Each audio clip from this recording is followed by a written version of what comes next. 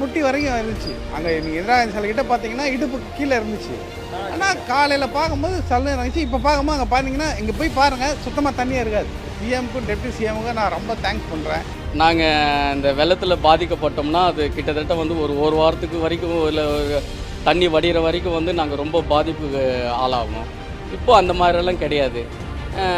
CM வந்து துரிதமான நடவடிக்கைகள் எடுத்து இந்த தண்ணியெல்லாம் வந்து வடிகிற மாதிரி பண்ணியிருக்கிறாரு. அதற்காக அவருக்கு ரொம்ப நன்றிப்பட்டு இருக்கிறோம். எல்லா இடங்களும் முகாம்கள் ஏற்பாடு செய்யப்பட்டிருக்கு. தேவையான உணவு கொடுப்பதற்கு ஏற்பாடு செய்யப்பட்டிருக்கு.